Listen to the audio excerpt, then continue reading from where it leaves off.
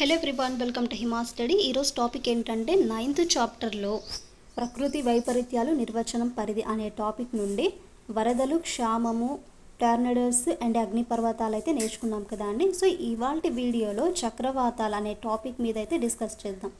So ఈ చక్రవాతాలు అంటే ఏదైతే కాదండి, సైక్లాన్స్, తుఫాన్లు ఉంటాయి కదా, వాటినే మనం చక్రవాతాలు అంటాం. సో ఈ టాపిక్ అనేది చాలా ఇంపార్టెంట్. యాక్చువల్గా ఈ లెసన్ అనేది ప్రతిదీ కూడా అంటే మనకి ఇక్కడ ఇచ్చిన ఫ్లడ్స్ కానీ లేకుంటే ఈ సునామీలు కానీ టోర్నడోస్, భూకంపాలు అన్నీ కూడా ఎవ్రీథింగ్ కూడా మీరు చదవాలండి. ఎందుకంటే అంత ఇంపార్టెంట్గా ఉన్నాయి.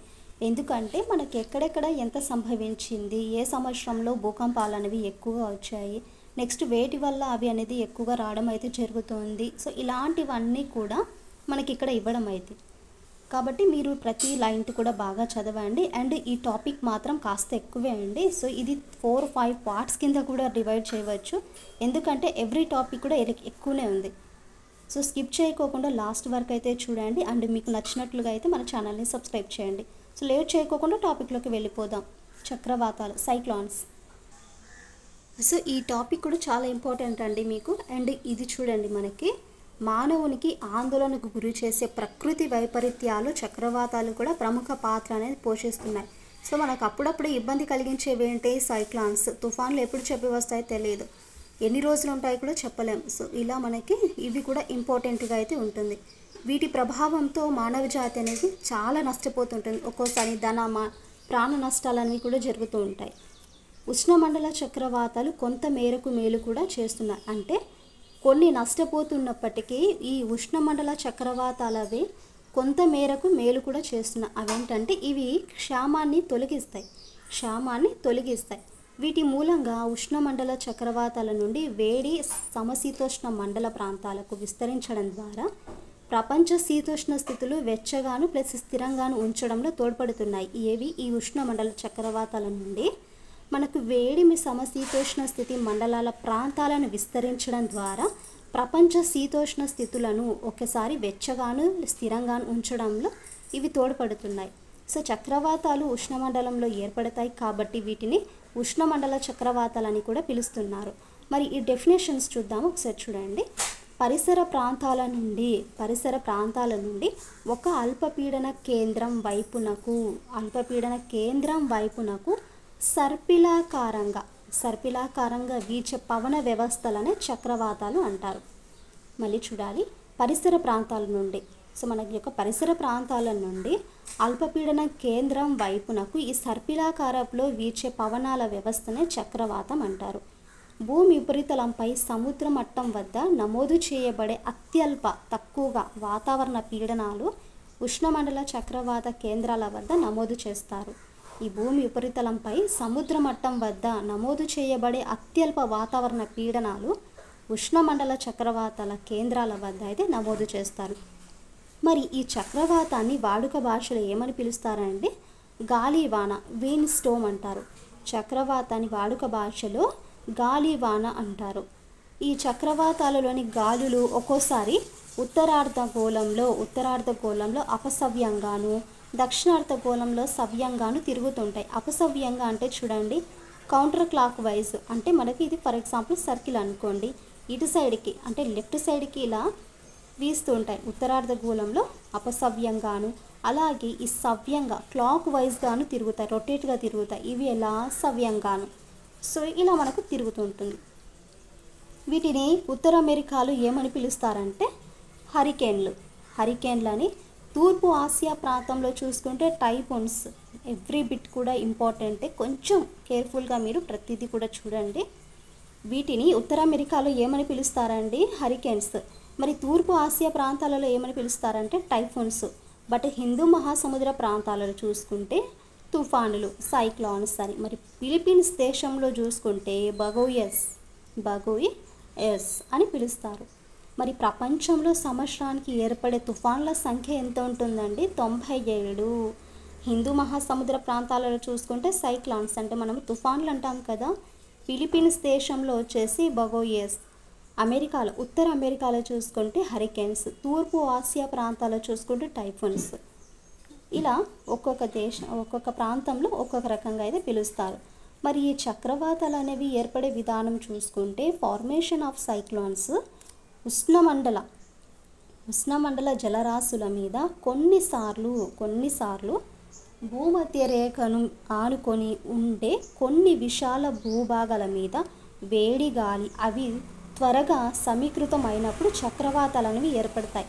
ఈ ఉష్ణమండల జలరాశుల మీద ఒక్కొక్కసారి అంటే కొన్నిసార్లు భూమధ్య రేఖని ఆనుకొని ఉన్న విశాల భూభాగాల మీద ఈ వేడి గాలి అతి త్వరగా సమీకృతం అవుతుంది. సో దానివల్ల మనకు చక్రవాతాలు అనేవి ఏర్పడతాయి. తేమతో కూడిన ఈ వేడి గాలి పైకి తేలిపోతూ నిలువుగా సర్పిలాకారపు ఒక సుడిగాలిగా ఏర్పడుతుంది. సో మనం ఎప్పుడైనా సైక్లోన్స్ చూసినప్పుడు ఇలా తిరుగుతుంటుంది కదా అండి, మనకి ఇక్కడ అల్పపీడన ధోరణి ఏర్పడింది, పక్కకి వెళ్ళిపోయింది అలా అంటుంటారు కదా. సో తేమతో కూడిన ఈ వేడి గాలి అనేది పైకి తేలిపోతూ నిలువుగా ఒక సర్పిలాకారపు సుడిగాలిగా ఏర్పడుతుంది. అది ముందుకు కదలడం వల్ల ఈ సర్పిలాకారం అనేది ముందుకు కదలడం వల్ల ఆ సుడిగాలితో తిరిగే గాలి వేగం వచ్చేసి గంటకు 160 కిలోమీటర్లు కూడా అధిగమించవచ్చు. గంటకి 160 కిలోమీటర్లు కూడా వెళ్ళచ్చు. మరి పైకి తేలే వేడి గాలిలోని నీటి ఆవిరి ద్రవీభవనం చెందినప్పుడు విడుదలయ్యే ఉష్ణశక్తి ఈ ప్రక్రియకు ఇంధనంగా ఉపయోగపడుతుంది. ఇదిగోండి ఒక్కోసారి మనకు సైక్లాన్స్ అనేవి ఇందాక మనం సర్పిలాకారం అన్నాం కదా, నిటారుగా వెళ్ళే కొద్దీ అవి మళ్ళీ సర్పిలాకార పొజిషన్లో చూసుకుంటే ఇలాగ ఏర్పడుతుంది. అంటే ఇటు సైడ్ ఏమో మనకు ప్రయాణ దిశ అండ్ ఇక్కడ చూసుకుంటే మనకి ఇదిగోండి ఇవి ఇలా కనిపిస్తున్నాయి కదా, ఇవి చక్రవాలు మేఘాల దిశను అనుసరించి వెళ్తుంటాయి. నెక్స్ట్ లెఫ్ట్ సైడ్కి చూడండి, ఇదిగోండి ఇలాంటి మార్క్ కనుక కనిపిస్తే ప్రయాణం యొక్క దిశ అనేది మారుస్తుంది. మళ్ళీ ఇక్కడ నుండి చూసుకుంటే కింది నుండి కేంద్రం వైపుకు బయటకి పవన దిశ అనేది ఉంటుంది. మరి ఈ శాస్త్రజ్ఞుల అంచనా ప్రకారం చూసుకుంటే ఒక రోజులో ఉష్ణమండల చక్రవాతం విడుదల చేసే ఉష్ణశక్తి పరిమాణం అంత్యకాలంలో మొత్తం మానవులందరూ వినియోగించుకునే శక్తికి 70 రెట్లు ఉంటుందంట. ఈ శాస్త్రజ్ఞుల అంచనా ప్రకారం ఒక రోజులో ఉష్ణమండల చక్రవాతం విడుదల చేసే ఉష్ణశక్తి పరిమాణము అంటే మన యొక్క మానవులందరూ వినియోగించుకునే శక్తికి 70 రెట్లు అనేది ఉంటుంది. అండ్ ఇక్కడ చూడండి, ఒక బలమైన చక్రవాతం మధ్యలో ఏర్పడే గాలి అంటే ఈ గాలి అవ్యతం చెందే ప్రాంతాన్ని ఏరియా ఆఫ్ సింకింగ్ ఎయిర్నే చక్రవాత కేంద్రం the I of the cyclone అంటారు. ఈ చక్రవాతం మధ్యలో ఏర్పడే గాలి అవ్యతం చెందే ప్రాంతాన్నే చక్రవాత కేంద్రం అంటారు. భూభాగం మీద అయితే ఈ ప్రాంతంలో ఆకాశం అనేది మేఘారహితంగాను వాతావరణం అనేది ప్రశాంతంగా ఉంటుంది. అయితే సముద్ర ప్రాంతం అయితే చాలా అల్లకల్లోలంగా ఎక్స్ట్రీమ్లీ వైలెంట్ అంటారు. అవి సముద్ర ప్రాంతం అయితే చాలా అల్లకల్లోలంగా అయితే ఉంటుంది. ఈ చక్రవాత కేంద్రం అనేది సాధారణంగా వర్తులాకారంలో అయితే ఉంటుంది. దాని వ్యాసం పరిస్థితులను బట్టి 3 కిలోమీటర్ల నుంచి 370 కిలోమీటర్ల వరకు అయితే ఉంటుందండి. ఈ చక్రవాత కేంద్రం చుట్టూ ఉన్న ఉరుములతో కూడిన భారీ వర్షపాతం సంభవించే ప్రాంతాన్ని కేంద్ర కుడ్యం ద ఐ వాల్ అంటారు. చక్రవాతం కేంద్రం చుట్టూ ఉన్న ఉరుములతో కూడిన భారీ వర్షపాతం సంభవించే ప్రాంతాన్నే కేంద్ర కుడ్యం అంటారు. ఆ ప్రాంతంలో చూసుకుంటే మనకు గాలులు అనేది వేగంగా ఉంటుంది, ప్లస్ మేఘాలు అనేవి ఆవరించడం కానీ అవపాత పరిమాణం కానీ ఎక్కువగా అయితే ఉంటాయి. అందువల్ల మనకు ఈ కేంద్ర కుడ్యం ఎక్కడ తీరాన్ని దాటితే అక్కడ తుఫాన్ యొక్క గాలుల వల్ల సంభవించే నష్టం అనేది అత్యధికంగా ఉంటుంది. ఈ ప్రాంతంలో గాలుల వేగము ప్లస్ మేఘాలు ఆవరించి అవపాత పరిమాణం అనేది అత్యధికంగా ఉంటాయి కదా, దానివల్ల ఈ కేంద్ర కుడ్యం అనేది తీరాన్ని దాటితానే అక్కడ తుఫాను గాలుల వల్ల సంభవించే నష్టం అనేది అత్యధికంగా ఎక్కువగా అయితే ఉంటుంది. మరి ఈ చక్రవాత కేంద్రం మధ్య భాగము ఎక్కడ తీరాన్ని దాటుతుందో ఆ ప్రాంతాన్ని ల్యాండ్ ఫాల్ అంటారు. చూడండి, చక్రవాత కేంద్రం అనే మధ్య భాగం ఉంటుంది కదా, ఎక్కడైతే తీరం దాటుతుందో ఆ ప్రాంతాన్నే ల్యాండ్ ఫాల్ అంటారు. ఇవి ఒక్కొక్కసారి అత్యంత బలంగా వీచే గాలులు, భారీ వర్షపాతాలతో పాటు ఉష్ణమండల చక్రవాతాలు, భారీ సముద్ర కెరటాలు, ప్రమాదకరమైన ఉప్పెనలు కూడా వస్తాయి. వీటి నుండి ఒక్కో పరిస్థితుల్లో అంటే అనుకూలమైన పరిస్థితుల్లో టోర్నడోస్ కూడా ఆవిర్భవిస్తాయి. అవి తీరాన్ని దాటి భూభాగాన్ని చేరిన తర్వాత బలహీనపడతాయి. సో అందువల్ల తుఫాన్ యొక్క గాలుల మూలంగా ఈ తీర ప్రాంతాలు ఎక్కువగా నష్టపోతుంటాయి. లోతట్టు ప్రాంతాల్లో అధికంగా నష్టం అనేది జరుగుతుంటుంది. భారీ వర్షపాతం మూలంగా లోతట్టు ప్రాంతాలు కూడా వరదలకైతే ఒక్కోసారి గురి అవుతుంటాయి, మనం చూస్తూ ఉంటాము. ఉప్పెనలు తీర ప్రాంతంలో అతి నష్టాన్ని కలిగిస్తాయి. ఒక్కొక్కసారి తీరం నుండి 40 కిలోమీటర్ల దూరం వరకు ప్రాంతాలను కూడా ఈ ముప్పుకనివి గురి అవుతుంటాయి. ఈ బలహీనపడుతున్న చక్రవాతాలు పర్వత ప్రాంతాలలో అత్యంత భారీ వర్షపాతాన్ని కలిగిస్తాయి చూడండి. ఎందుకంటే ఇవి సంభవించే తీవ్రమైన వరదలు, పంకపాతాలు, మడ్ స్లైడ్స్ ఉంటాయి కదా, వాటి వల్ల అనేక మరణాలను సంభవించి ఈ మొత్తం చక్రవాత సంబంధిత మరణాలతో పోల్చినప్పుడు ఈ సంఖ్య అనేది ఎక్కువగా పెరుగుతూ ఉంటుంది. మరి దీనికి మెయిన్ రీజన్స్ ఏంటి చూడండి. ఇక్కడ మెయిన్ కాజిటివ్ ఫ్యాక్టర్స్ చక్రవాతాలు అనేవి ఎలా ఏర్పడతాయి అనే విషయాన్ని చూసుకుంటే, శాస్త్రవేత్తలు ఎంతో కాలంగా పరిశోధనలను విస్తృతంగా చేసేవారు. వారి ప్రయత్నం ఇప్పటికి కూడా పూర్తి కాలేదండి. వారి కృషి ఫలితంగా కొన్ని నిర్దిష్టమైన కారణాంశాలు మాత్రమే గుర్తించడం అయితే జరిగింది. ఆ అంశాలు ఏంటంటే ఇక్కడ ఉన్నాయి చూడండి. కనీసము 50 మీటర్స్ లోతు వరకు కూడా ఈ నీటి ఉష్ణోగ్రతలు 2050కి తగ్గకుండా ఉండాలి. ముఖ్యంగా చూసుకుంటే ట్రోపో ఆవరణము, మధ్య ప్రాంతం నుండి దిగువ ప్రాంతం వరకు వాతావరణ ఆర్ద్రత అధికంగా ఉండాలి. నిశ్చల వాతావరణంలో చక్రవాతాలను ఏర్పడవు కాబట్టి వాతావరణం అప్పటికే అనిష్ట స్థితిలో ఉంటుందనేసి ఇక్కడ శాస్త్రవేత్తలు కొన్ని పరిస్థితులను చక్రవాతాలు ఏర్పడే అవకాశం ఉంటుందని వివరించారు. ఈ చక్రవాతాల విస్తరణ చూడండి. ఈ డిస్ట్రిబ్యూషన్స్ ఆఫ్ సైక్లోన్స్ ప్రపంచంలోనే పసిఫిక్, అట్లాంటిక్, హిందూ మహాసముద్రంలోని ఉష్ణమండల ప్రాంతాలలో మాత్రమే చక్రవాతాలను ఏర్పడతాయి. ఈ సైక్లోన్స్ ఎక్కడ ఏర్పడతాయండి? పసిఫిక్, అట్లాంటిక్, హిందూ మహాసముద్రాల ఉష్ణమండల ప్రాంతాలలో అనేవి ఈ సైక్లోన్స్ అనేవి ఏర్పడతాయి. ఈ సైక్లోన్స్ పసిఫిక్ మహాసముద్రంలో అంతర్జాతీయ దినరేఖకు పశ్చిమంగా ఉన్న మిగిలిన అన్ని ప్రాంతాలలో కంటే అధికంగా ఏర్పడతాయి. ఎక్కడ? పసిఫిక్ మహాసముద్రంలో ఈ అంతర్జాతీయ దినరేఖకు పశ్చిమంగా ఉన్న ప్రాంతాలలో ఎక్కువగా ఈ సైక్లోన్స్ అనేవి ఏర్పడతాయి. సో ఇది చూడండి, మనకి ఇక్కడ క్యాట్రీనా చక్రవాతం అనేది అంటే ఇటీవల కాలంలో చూసుకుంటే దక్షిణ అట్లాంటిక్ ప్రాంతము, దక్షిణ అమెరికా పశ్చిమ తీర ప్రాంతాల్లో చక్రవాతాలు సంభవించవని శాస్త్రవేత్తలు అనేది భావించి ఉండేవారు. బట్ దానికి విరుద్ధంగా ఆపోజిట్గా చూసుకుంటే 2004 సంవత్సరము మార్చి 26వ తేదీన దక్షిణ అట్లాంటిక్ సముద్రంలో సంభవించిన క్యాట్రిక్ చక్రవాతం అనేది మొట్టమొదటి చక్రవాతంగా చరిత్ర అనేది సృష్టించింది. సో దాని గురించి అయితే ఇక్కడ ఉందండి. నెక్స్ట్, ప్రపంచంలో చక్రవాతాలు సంభవించే ప్రాంతాలను 6 హరివనాలుగా గుర్తించారు. ప్రపంచంలోనే ఈ సైక్లాన్స్ సంభవించే ప్రాంతాలను ఎన్నిగా మనకు గుర్తించారంటే 6 హరివాన్స్ లాగా అయితే గుర్తించారు. ఈ హరివాన్స్ని ఒక్కోసారి బేసిన్స్ అంటారండి. అంటే ప్రతి హరివానం తనదైన ప్రత్యేక ఋతువులో, సీజన్లో ఈ ఉపద్రవానికి లోనవుతున్నట్లు గుర్తించారు. మన భారతదేశం ఉత్తర హిందూ మహాసముద్ర హరివానంలో అయితే ఉంటుందండి. ఈ హరివానము వచ్చేసి ఏప్రిల్ అండ్ డిసెంబర్ నెలల మధ్య కాలంలో ఈ వర్షాలు అంటే సైక్లాన్స్ అనేవి సంభవిస్తాయి. ఎప్పుడు? ఏప్రిల్ నుండి డిసెంబర్ నెలల మధ్య కాలంలో ఈ సైక్లాన్స్ అనేవి సంభవిస్తాయి.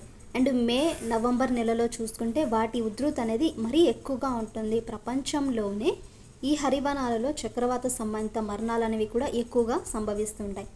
అంటే మనకు ఏప్రిల్ నుండి డిసెంబర్ మధ్య కాలంలో అయితే వస్తూ ఉంటాయి. బట్ ఏంటంటే ఇక్కడ మే అండ్ నవంబర్ నెలలో అయితే దాని ఉధృతి అనేది ఇంకా ఎక్కువగా ఉంటుంది. దానివల్ల ఏమవుతుందంటే దానికి సంబంధించిన అంటే ఆ సైక్లాన్స్ వల్ల కూడా మరణాలు అనేవి కూడా ఎక్కువగా సంభవిస్తాయి.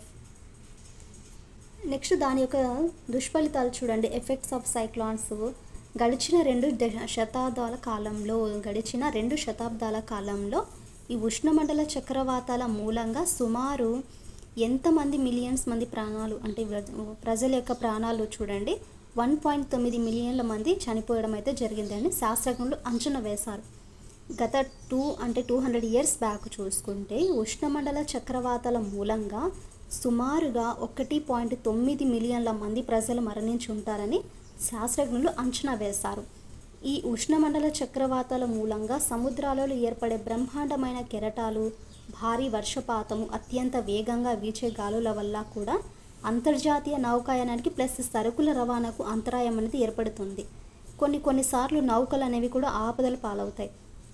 ఈ సైక్లాన్స్ వల్ల కెరటాలు అనేవి ఎక్కువగా ఉండి వర్షపాతము ప్లస్ వాటి వీచే గాలుల వల్ల నౌకాయానం అంటే మనం షిప్స్ బోట్స్ అలా వెళ్తూ ఉంటాయి కదా, ప్లస్ అవి సరుకుల యొక్క రవాణా కూడా మనకు తోడ్పడుతుంటాయి. బట్ ఇవన్నీ సంభవించినప్పుడు వాటికి అంతరాయం అనేది కలుగుతుంది. వాటి వల్ల కూడా ఒక్కోసారి ఈ నౌకలు షిప్స్ ఉంటాయి కదా మునిగిపోవడం కానీ లేకుంటే ఏదైనా ప్రమాదం జరగడానికైతే ఉంటుంది. భూభాగం మీద తీవ్రంగా వీచే తుఫానుల గాలుల వల్ల బహిరంగ ప్రదేశాలలోని వాహనాలు కానీ భవనాలు వంతెనలు ఇతర వస్తువులు ఏవైనా సరే తీవ్రంగా దెబ్బతింటాయి. అంటే ప్రజెంట్ మనకి ఈ సైక్లాన్స్ యొక్క గాలుల వల్ల ఒక్కోసారి మన చుట్టుపక్కల ఉండే వాహనాలు కొట్టుకొని వెళ్తుంటాయి. అంటే ఎక్కువగా సైక్లాన్స్ వచ్చినప్పుడు భవనాలని కూలిపోవడం కానీ వంతెనలు కూలిపోవడం కానీ ఇతర వస్తువులు ఏదన్నా ఉంటే డ్యామేజ్గా అలా ఉంటుంటాయి. దానివల్ల ఈ మొత్తం నాశనం అవుతుంది. ఈ గాలుల మూలంగా ఒక్కోసారి వదులుగా ఉండే అనేక రకాల శిథిల పదార్థాలు కూడా గాలిలో దూసుకొని పోయి ఢీకొనడం వల్ల ఈ ఆస్తి ప్రాణ నష్టాలు సంభవించే ప్రమాదం అయితే ఏర్పడుతుంది. ఈ ఉష్ణమండల చక్రవాతాలు బలంగా తీరాన్ని దాటినప్పుడు తీర ప్రాంతాలలో ప్లస్ సముద్ర మట్టం పెరగటం వల్ల సంభవించే ఉప్పెన మూలంగా తీవ్రంగా ప్రాణ నష్టాలను సంభవిస్తాయి. ఇది ఉష్ణమండల చక్రవాతాల వల్ల సంభవించే నష్టాలలో అత్యంత తీవ్రమైనది. ఏదంటే ఈ ఉష్ణమండల చక్రవాతాలు బలంగా తీరాన్ని దాటినప్పుడు ఈ తీర ప్రాంతాలలో సముద్ర మట్టం అనేది పెరుగుతుంది కదా. సో ఆ పెరగడం వల్ల ఏమవుతుందంటే మనకు ధన నష్టం కానీ ప్రాణ నష్టం ఉంటుంది. ఈ ఉష్ణమండలం చక్రవాతాల వల్ల చూసుకుంటే అత్యంత తీవ్రమైనది కూడా నష్టాలలో చూసుకుంటే. మొత్తం మీద చెప్పాలంటే ఈ ఉష్ణమండల చక్రవాతాల వల్ల సంభవించే మరణాలలో 90% మరణాలు దీని కారణంగానే సంభవిస్తాయి. 1977 ఇయర్లో చూసుకోండి, ఆంధ్రప్రదేశ్లోని దివిసీమ ప్రాంతంలో సంభవించిన ఉప్పెనకు దీని ఫర్ ఎగ్జాంపుల్గా చెప్పవచ్చు. మరి ఈ సైక్లాన్స్ ఆవిర్భవించే టోర్నడోస్ నిన్న చెప్పుకున్నాం కదా, సుడిగాలి, అవి ప్రయాణించేంత దూరము భూమి ఉపరితలమైన వినాశనాన్ని అయితే కలిగిస్తాయి. ఈ టోర్నడోస్ అవి ప్రయాణించినంత దూరం వరకు ఈ భూమి ఉపరితలం మీద వినాశం అనేది కలిగిస్తుంది. తుఫాన్ల మూలంగా సంభవించే వరదల మూలంగా నీరు అనేది నిలిచి ఉండే ప్రాంతాలలో అంటువ్యాధులు కానీ దోమల బెడద కూడా ఎక్కువగా ఉంటుంది. ఒక్కోసారి రెయిన్ సీజన్ ఇట్లా వచ్చిందనుకోండి, దోమలు అనేవి కూడా ఎక్కువగా ఉంటాయి. అంటే ఈ నీరు అనేది నిలిచి ఉండే ప్రాంతాలు ఎక్కడైతే ఉంటాయో అంటువ్యాధులు ప్లస్ దోమల సంబంధ వ్యాధులు అనేవి ఎక్కువగా ఉంటాయి. మలేరియా, డెంగ్యూ ఇలాంటివి. ఈ చక్రవాతాల నామకరణం చూసుకోండి, అసలు వాటికి పేర్లు ఎలా వచ్చాయంటే నేమింగ్ ఆఫ్ సైక్లాన్స్కి వివిధ ప్రాంతాలలో ప్రజలు వారి ప్రాంతాలలో సంభవించిన ఈ సైక్లాన్స్కి అంటే దానికి వచ్చే ముప్పును గురించి ముందస్తు హెచ్చరికలను జారీ చేసే నిమిత్తం ప్రపంచ వాతావరణ సంస్థ వరల్డ్ మెట్రోలాజికల్ ఆర్గనైజేషన్ ఆయా ప్రాంతాలకు సంబంధించిన వివిధ జాతీయ వాతావరణ కార్యాలయాలు నేషనల్ వెదర్ ఆఫీసెస్ ఈ చక్రవాతాలకి నామకరణం చేస్తుంటాయి. ఫర్ ఎగ్జాంపుల్ హుదూద్ తుఫాన్ అనేసి, నెక్స్ట్ తిత్లీ తుఫాన్, ఇలా నామకరణం అయితే చేస్తుంటారు కదా. ఎందుకంటే అలాంటివన్నీ కూడా ఈ ప్రపంచ వాతావరణ సంస్థ లేకుంటే ఆయా ప్రాంతాలకు సంబంధించిన జాతీయ వాతావరణ కార్యాలయాలు ఉంటాయి కదా, ఈ చక్రవాతాలకి పేర్లు అనేవి పెట్టడం అయితే జరుగుతుంది. ఈ చక్రవాతాలకు సంబంధించిన పేర్లతో కూడిన ప్రాంతాల వారీగా వర్తించే భిన్నమైన జాబితాలను కొన్ని సంవత్సరాల ముందుగానే తయారు చేస్తారు. వివిధ ప్రాంతాలలో సంభవించే చక్రవాతాలకు ఆయా ప్రాంతాలకు సంబంధించిన జాబితా నుండి ఎంపిక చేసిన పేర్లను అయితే నిర్ణయిస్తారండి. అండ్ ఇక్కడ చూసుకోండి, కొన్ని ప్రసిద్ధ ఉష్ణమండల చక్రవాతాలు చూసుకుంటే నవంబర్ 1970 అండ్ బంగ్లాదేశ్. ఈ నవంబర్ 1970లో బంగ్లాదేశ్లో జరిగిన ఇన్సిడెంట్ గురించి అయితే చూద్దాం. 1970 సంవత్సరము నవంబర్లో ఈ బంగ్లాదేశ్లోని గంగా డెల్టా ప్రాంతాన్ని తాకిన బోలా తుఫాన్ ఇప్పటి వరకు అత్యధికంగా ప్రాణ నష్టం కలిగించిన తుఫాన్ ఏదైనా ఉందంటే బోలా తుఫాన్. అది ఎప్పుడు జరిగిందంటే మనకు నవంబరు 1970లో బంగ్లాదేశ్లో అయితే జరిగింది. ఎక్కువగా గంగా డెల్టా ప్రాంతాలను తాకిన ఈ బోలా తుఫాను, దీనివల్ల 3 లక్షల మంది మరణించగా మరొక 10 లక్షల మంది కష్ట నష్టాలకైతే గురయ్యారు. చూడండి, ఇక్కడ అత్యధికంగా ప్రాణ నష్టం ఎందుకు కలిగించిందంటే 3 లక్షల మంది మరణించారు అండ్ 10 లక్షల మంది కష్ట నష్టాలకైతే గురి అయ్యారు. ఈ తుఫాను కారణంగా సంభవించే ఉప్పెన వల్ల ఇంత ఎక్కువ సంఖ్యలో మరణాలు అనేవి సంభవించాయి. నెక్స్ట్ చూడేసుకోండి, ఆగస్టులో 1975 చైనా. మరి ఈ చైనాలో 1975 ఇయర్లో ఆగస్టు నెలలో సంభవించిన నైనా తుఫాను దీని మూలంగా భారీ వర్షాలకు 62 ఆనకట్టలు బద్దలై సంభవించిన తీవ్రమైన వరదల మూలంగా 1,00,000 మంది ప్రజలు ప్రాణాలు అనేవి కోల్పోయారు. 62 ఆనకట్టలు తెగిపడేసి నెక్స్ట్ అందులో తీవ్రమైన వరదల మూలంగా 1,00,000 మంది చనిపోయారు. తాము నిర్ణయించిన మార్గంలో వరద నీటిని మళ్లించేందుకు వాటిలో చాలా ఆనకట్టలను ప్రభుత్వమే విమానాల ద్వారా బాంబులను కురిపించి ధ్వంసం చేయవలసి వచ్చింది. ఈ టైఫూను ఇక్కడ చూడండి, ఈ టైఫూన్ మూలంగా 59,60,000 భవనాలు అనేవి కూలిపోయాయి. 11 మిలియన్స్ మంది నిరాశ్రయులయ్యారు. అలా ఇక్కడ ఒక్కొక్క సంవత్సరంలో ఒక్కొక్క విధంగా ఎంతమంది చనిపోయారు, దేనివల్ల అసలు ఎంత పర్సంటేజ్ వరకు ఇక్కడ వర్షపాతం అనేది ఉంటుంది అని కంప్లీట్గా ఇక్కడ ఇచ్చారండి. సో చూడండి,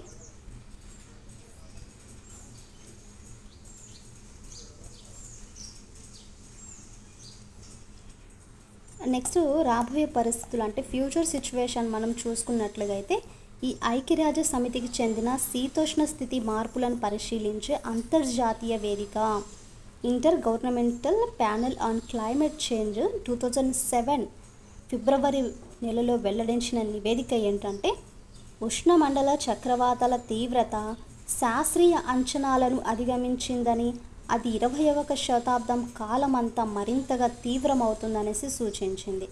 ఎవరు సూచించారు? ఈ ఐపీసీసీ ఇంటర్ గవర్నమెంటల్ ప్యానెల్ అనే క్లైమేట్ చేంజ్ 2007లో ఫిబ్రవరి మంత్లో ఒక నివేదిక అనేది వెల్లడించింది. అదేంటో ఇక్కడ చూడండి, ఉష్ణమండల చక్రవాతాల తీవ్రత శాస్త్రీయ అంచనాలకు ఎక్కువైంది. సో అది ఏమవుతుందంటే 21వ శతాబ్దం కాలమంతా మరింతగా తీవ్రం అవుతుందనేసి సూచించింది. భూగోళం వేడెక్కడం, ఎందుకంటే ఈ గ్లోబల్ వార్మింగ్ ఉంటుంది కదా. ప్రపంచ ప్రఖ్యాతిగాంచిన శాస్త్ర సమాచార పత్రిక, ప్రపంచంలోనే ప్రఖ్యాతిగాంచిన శాస్త్ర సమాచార పత్రిక సైన్స్ జర్నల్ తన 2008 సంవత్సరంలో సెప్టెంబర్ 3న ఒక తారీఖు సంచికలో వెలువరించిన పరిశోధన ఫలితాలు రాబోయే కాలంలో ఉష్ణమండల చక్రవాతాలు ముఖ్యంగా ఉత్తర అట్లాంటిక్ హిందూ మహాసముద్ర ప్రాంతాలలో ఎక్కువ అవుతాయని సూచిస్తుంది. ఇప్పుడు అంటే 2008 సెప్టెంబర్ 3న తన యొక్క వెలువరించిన పరిశోధన ఫలితాలు రాబోయే కాలంలో చూసుకుంటే ఈ ఉష్ణమండలంలో ఉండే సైక్లాన్స్ మెయిన్గా చెప్పాలంటే ఉత్తర అట్లాంటిక్ అండ్ హిందూ మహాసముద్ర ప్రాంతాలలో ఎక్కువగా అవుతుందనేసి సూచిస్తున్నాయి. మరి 1981-2006 సంవత్సరాల మధ్య కాలంలో ఈ చక్రవాతాలు చెందిన గాలుల తీవ్రత సగటున గంటకు 230 కిలోమీటర్ల నుండి 251 కిలోమీటర్స్కు, అంటే ఇదే కాలంలో చూసుకుంటే ప్రపంచవ్యాప్తంగా ఉష్ణమండల చక్రవాతాలు సంభవించే ప్రాంతాలలోని సముద్ర జలాల ఉపరితలము ఉష్ణోగ్రత సగటున 28.2 డిగ్రీల సెల్సియస్ నుండి 28.5 డిగ్రీల సెల్సియస్కి అయితే పెరిగింది. సో ముందస్తు సూచనలు చూసుకుంటే కృత్రిమ ఉపగ్రహాల ద్వారా విస్తృతంగా లభించే సమాచారం ఆధారంగా శాస్త్రజ్ఞులు ఇటీవల శీతోష్ణ స్థితికి సంబంధించిన విశ్వసించదగిన రీతిలో ముందస్తు సూచనలు అనేవి అందించగలుగుతున్నారు. సో ఇదండి మనకి సైక్లాన్స్ గురించి అయితే ఇన్ఫర్మేషన్ మీతో షేర్ చేస్తున్నాను. సో ఈ ఇన్ఫర్మేషన్ అనేది మీకు చాలా యూస్ఫుల్ ఉంటుంది, ప్రతిదీ కూడా యూస్ఫుల్లే అండి. అండ్ నెక్స్ట్ వీడియోలో సునామీల గురించి అయితే నేర్చుకున్నాం. సునామీ అయితే ఈ చాప్టర్ కూడా మనకు ఇవే ఉందండి. సో ఐ హోప్ మీకు ఈ వీడియో అనేది నచ్చిందని అనుకుంటున్నానండి. మన ఇలాంటి క్లాసెస్ కోసం మన ఛానల్ అయితే సబ్స్క్రైబ్ చేయండి, అలాగే లైక్ చేస్తారో లేదో లైక్ చేయండి. మీకు ఇంకోటి చెప్పానండి, మెంబర్షిప్గా ఎవరికైనా ఇంట్రెస్ట్ ఉంటే మెంబర్షిప్గా జాయిన్ అవ్వండి. సో అమౌంట్ వచ్చేసి 21 or 59 ఉంటుంది. ఎందుకంటే ఇక్కడ చెప్పాను కదా, లాస్ట్ పోస్ట్ అయితే పెట్టాను. సో మీకు ఇలాంటి ఫోర్స్ కానీ ప్రెషర్ కానీ ఏం లేదండి, మీకు ఇంట్రెస్ట్ ఉంటే జాయిన్ అవ్వండి.